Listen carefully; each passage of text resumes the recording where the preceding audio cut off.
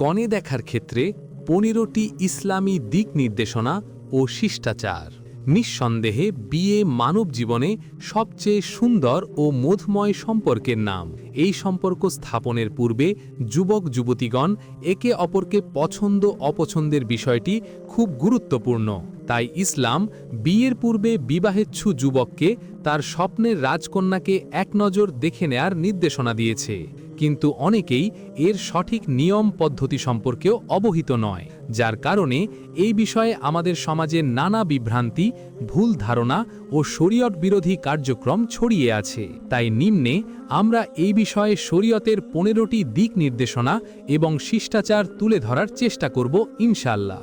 1. কনে দেখার শর্তাবলী।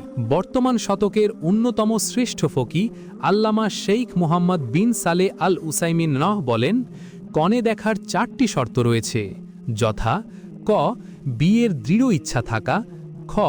মনে প্রবল ধারণা থাকা যে কন্যাপক্ষ বিয়ের প্রস্তাবে সাড়া দিবে, গ. কনে দেখার ক্ষেত্রে কুপ্রবৃত্তি ও কামনার মনোভাব না থাকা, ঘ. নির্জনে না হওয়া। এ 4টি শর্তের কোনো একটি লঙ্ঘিত হলে কোনো নারীর দিকে দৃষ্টিপাত করা হারাম। 2. কনে দেখার বিধান। যে ব্যক্তি কোনো মেয়েকে বিয়ে করতে চায় তা জন্য সুন্নাত হল পাত্রীকে দেখা। না দেখে বিয়ে করা সুন্নত পরিপন্থী, তা ওয়াজিব নয়। 3. কনে দেখার পূর্বে ইস্তিখারা করা এবং তার সম্পর্কে জানা।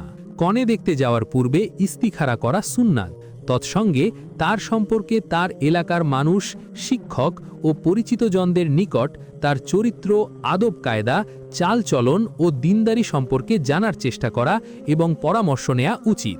এসব করার পর কনে দেখতে যাওয়ার সিদ্ধান্ত নেওয়া ভালো। 4. কনে দেখার ক্ষেত্রে সীমারেখা। কনে দেখার সীমা হল অধিক বিশুদ্ধ মতে তার মুখমণ্ডল, মাথার চুল, ঘাড়, 2 হাতের কবজি ও পায়ের পাতা দেখা, এর বেশি নয়। শেইখ বিন বাজ ও উসাইমিন সহ অনেক আলেম এ মত পোষণ করেছেন। কোনো মেয়ের প্রতি বিয়েতে আগ্রহ বা অনাগ্রহ সৃষ্টি হওয়ার জন্য এ কয়েকটি অঙ্গ দেখাই যথেষ্ট। 5. সাজসজ্জা, অলংকার ও সুন্দর পোশাক পরিধান করা দোষণীয় নয়, তবে এত বেশি মেকআপ করা উচিত নয় যার ফলে তার প্রকৃত রূপ ঢাকা পড়ে যায়, বরং সিম্পল ইজ বেস্ট।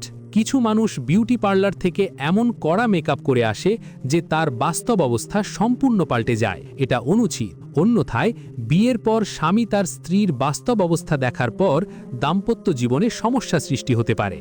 6. সশরীরে উপস্থিত হয়ে পাত্রী দর্শন। সশরীরে উপস্থিত হয়ে সামনাসামনি পাত্রী দেখা অধিক উত্তম, তবে গোপনে বা অপ্রস্তুত অবস্থায় দেখাও জায়েজ আছে। 7.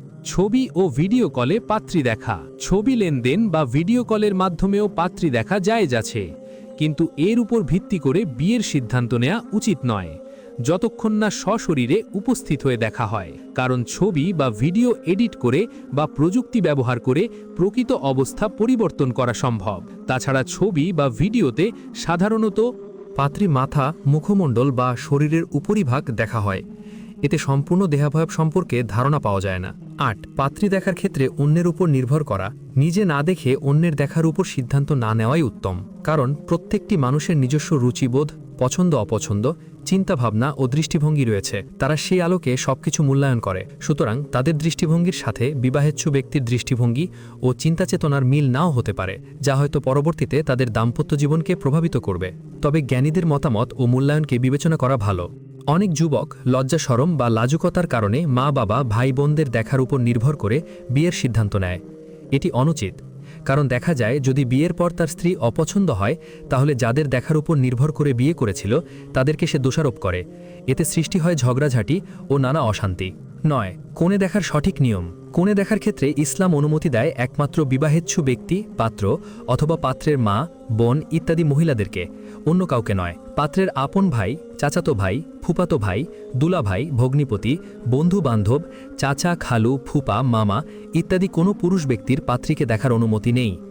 এ সকল ব্যক্তিদের সাথে বিয়ের পূর্বে এবং পরে সর্বাবস্থায় পর্দা রক্ষা করা ফরজ। এমনকি পাত্রের পিতা এবং দাদা নানারাও দেখতে পারবে না, যদিও তারা বয়স্ক হয়, কারণ বিবাহ সংগঠিত হওয়ার পূর্ব পর্যন্ত তারা মাহরাম নয়। সঠিক পদ্ধতি হল একমাত্র পাত্র কনের বাবা, ভাই, দাদা, চাচা ইত্যাদি মাহরাম পুরুষ কিংবা তার মা, বোন ইত্যাদি মহিলাদের উপস্থিতিতে তাকে দেখবে। 10. যাদের জন্য কনেকে দেখা জায়েজ নয়। আমাদের সমাজে বেশিরভাগ পরিবারে এমনভাবে কনে দেখানো হয় যে সেখানে পাত্রের বন্ধুবান্ধব এবং অন্যান্য পুরুষ আত্মীয় স্বজন এবং কনে পক্ষের নন মাহরাম আত্মীয় স্বজন ও এলাকার মুরব্বীরা উপস্থিত থাকে। তাদের সামনেই কনেকে পূর্ণ সাজসজ্জা সহকারে এবং অলঙ্কারাদি পরিহিত অবস্থায় উপস্থিত করে মাথার চুল, হাতের বাহু, পা, কাঁধ ইত্যাদি প্রদর্শন করা হয়। অনেক সময় তার মাধ্যমে এ সকল নন মাহরাম পুরুষদেরকে আপ্যায়ন করানো হয়, আর তারা সবাই মিলে তার রূপ সৌন্দর্য, চলাফেরা, আচরণ ইত্যাদি গভীরভাবে পর্যবেক্ষণ করতে থাকে। এটি অনেকটা বাজারে গুরু দেখার মতো অবস্থা। এটি শরীয়ত বহির্ভূত প্রথা, যা পরিবর্তন হওয়া জরুরি। 11. বায়োডাটা লেনদেন। বর্তমানে পাত্রপাত্রী পরস্পরকে জানার জন্য বায়োডাটা আদান প্রদানের প্রথা প্রচলিত হয়েছে। এটি একটি ভালো পদ্ধতি, কারণ এর মাধ্যমে তারা একে অপরের ব্যক্তিগত বিভিন্ন বিষয় যেমন নাম, পরিচয়, বয়স, শারীরিক গঠন, দেহের রং, শিক্ষা দীক্ষা, যোগ্যতা, পছন্দ অপছন্দ, আগ্রহ অনাগ্রহ, ভবিষ্যৎ পরিকল্পনা ইত্যাদি বিষয়গুলো সহজে জেনে নিতে পারে। তবে এক্ষেত্রে মিথ্যা ও ভুল তথ্য পরিবেশন করা হারাম। 12. ছবি লেনদেন। বায়োডাটার সাথে কনের ছবি সংযুক্ত করা অথবা বিয়ের উদ্দেশ্যে সাধারণভাবে ছবি লেনদেনের ব্যাপারে কথা হলো, এক্ষেত্রে সতর্কতা অবলম্বন করা জরুরি। কনের ছবি পাত্র বা পাত্রের মা, বোন ইত্যাদি নারী ছাড়া ঘটক বা অন্য কেউ যেন দেখতে না পায় সে বিষয়ে সতর্ক করতে হবে। আর বিয়ে সংগঠিত না হলে সে ছবি যেন কোনোভাবে পাত্র বা পাত্রপক্ষ সংরক্ষণ না করে সেই বিষয়টিও মাথায় রাখতে হবে। তাই পাত্র বিশ্বস্ত ও ইমানদার না হলে তার নিকট পাত্রীর পর্দাহীন ছবি সরবরাহ করা উচিত নয়। 12. প্রশ্ন করা।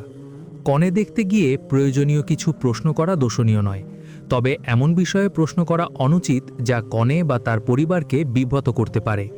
13. কনে দেখার পর উপহার প্রদান।